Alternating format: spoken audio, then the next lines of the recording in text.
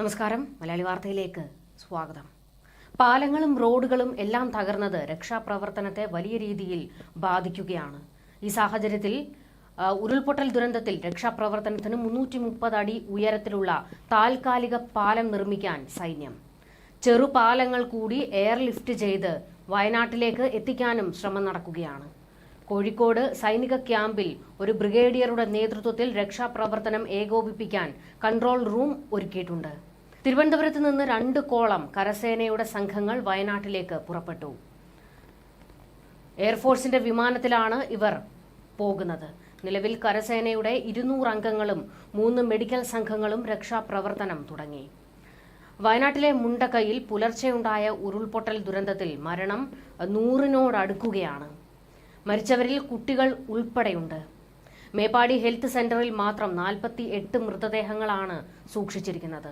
പരിക്കേറ്റ 100-ലധികം പേർ ആശുപത്രിയിൽ ചികിത്സയിലാണ്. മണ്ണിനടിയിൽ നിരവധി പേരാണ് കുടുങ്ങിക്കിടക്കുന്നത്. മിലിറ്ററിയും ഫയർഫോഴ്സും നാട്ടുകാരും ഉൾപ്പെടെ ആയിരക്കണക്കിന് പേരാണ് രക്ഷാദൌത്യത്തിൽ ഉൾപ്പെട്ടിട്ടുള്ളത്. ഉരുൾപൊട്ടലിൽ വിവിധ ഇടങ്ങളിലായി 250 പേർ കുടുങ്ങിക്കിടക്കുന്നതായി സംസ്ഥാന സർക്കാർ അറിയിച്ചെന്ന് സൈന്യം വ്യക്തമാക്കി.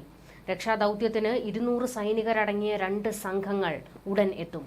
ഇതിനു പുറമെ കണ്ണൂരിലെ ഡിഫൻസ് സെക്യൂരിറ്റി കോർപ്സ് സെന്ററിലെ സൈനികരും രക്ഷാപ്രവർത്തനത്തിന് സ്ഥലത്തെത്തും.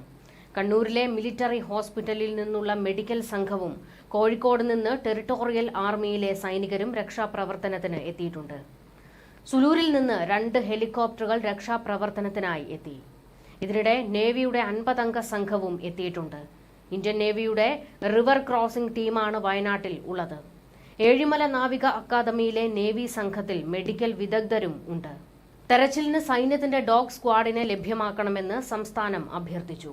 സർക്കാരിന്റെ അഭ്യർത്ഥന പ്രകാരം മീററ്റ് RVCയിൽ നിന്ന് സൈന്യത്തിന്റെ ഡോഗ് സ്ക്വാഡ് എത്തും.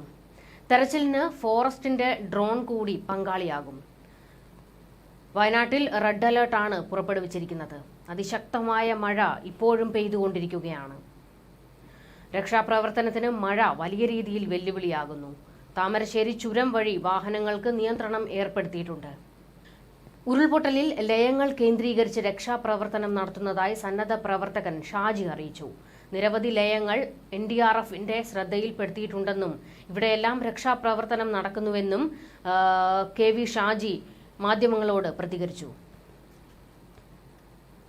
3 ലയങ്ങൾ ഒലിച്ചുപോയെന്നും ആയിരക്കണക്കിന് പേരാണ് രക്ഷാപ്രവർത്തനത്തിന് എത്തിയിരിക്കുന്നതെന്നും ഷാജി പറഞ്ഞു. മണ്ണിനടിയിൽ തന്നെ നിരവധി പേർ കുടുങ്ങിക്കിടക്കുന്നുണ്ട്. ഉരുൾപൊട്ടലിൽ പരിക്കേറ്റവർക്കായി താൽക്കാലിക ആശുപത്രി സംവിധാനം ഒരുക്കുന്നുവെന്ന് ആരോഗ്യമന്ത്രി വീണ ജോർജ് പറഞ്ഞു. ചൂരൽമല പള്ളിയിലും മദ്രസയിലും പോളിടെക്നിക്കിലുമാണ് താൽക്കാലിക ആശുപത്രി സംവിധാനങ്ങൾ തുടങ്ങുന്നത്. ആരോഗ്യവകുപ്പ് മന്ത്രി വീണ ജോർജ് ആരോഗ്യവകുപ്പ് ഡയറക്ടറേറ്റിലെത്തി വകുപ്പ് തല ക്രമീകരണങ്ങൾ വിലയിരുത്തി. നിലവിലെ സാഹചര്യം മന്ത്രി വിശദീകരിച്ചു. ഈ മേഖലയിലെ ആശുപത്രികളിലെ ഒഴിവുള്ള കിടക്കകളുടെ കണക്കുകൾ കൃത്യമായി എടുക്കും. താൽക്കാലികമായി ആശുപത്രികൾ സജ്ജമാക്കാനും നിർദ്ദേശം നൽകിയിരിക്കുകയാണ്. കൺട്രോൾ റൂമിന്റെ പ്രവർത്തനങ്ങൾ മന്ത്രി വിലയിരുത്തുകയാണ്. ആരോഗ്യ പ്രവർത്തകർക്കും പൊതുജനങ്ങൾക്കും സഹായമായി 24 മണിക്കൂറും കൺട്രോൾ റൂം പ്രവർത്തിക്കും. മലയോര മേഖലയിൽ ഉൾപ്പെടെ എത്തിച്ചേരാൻ കഴിയുന്ന കനിവ് 108 ആംബുലൻസിന്റെ റാപ്പിഡ് ആക്ഷൻ മെഡിക്കൽ യൂണിറ്റുകൾ മറ്റ് സംസ്ഥാനങ്ങളിൽ നിന്നും സ്ഥലത്തേക്ക് എത്തിക്കാൻ കഴിയുമോ എന്ന് പരിശോധിക്കാനും നിർദ്ദേശം നൽകി. റിലീഫ് ക്യാമ്പുകളുടെ പ്രവർത്തനങ്ങൾ വിലയിരുത്താനും ക്യാമ്പുകളിൽ ആരോഗ്യ പ്രവർത്തകരുടെ സേവനം ഉറപ്പാക്കാനും മന്ത്രി ആവശ്യപ്പെട്ടു. പകർച്ചവ്യാധി പ്രതിരോധം വളരെ പ്രധാനമാണെന്നും വിലയിരുത്തി. ആരോഗ്യവകുപ്പിലെ ഉന്നത ഉദ്യോഗസ്ഥർ യോഗത്തിൽ പങ്കെടുത്തു. വലിയ രീതിയിലുള്ള രക്ഷാപ്രവർത്തനങ്ങളും സജ്ജീകരണങ്ങളും വയനാട്ടിൽ നടന്നുകൊണ്ടിരിക്കുകയാണ്.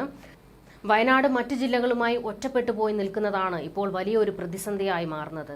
ഇവരെ പുറത്തെത്തിക്കാനുള്ള നീക്കങ്ങൾ നടന്നുകൊണ്ടിരിക്കുകയാണ്. ന്യൂസ് ഡെസ്ക് മലയാളി വാർത്ത.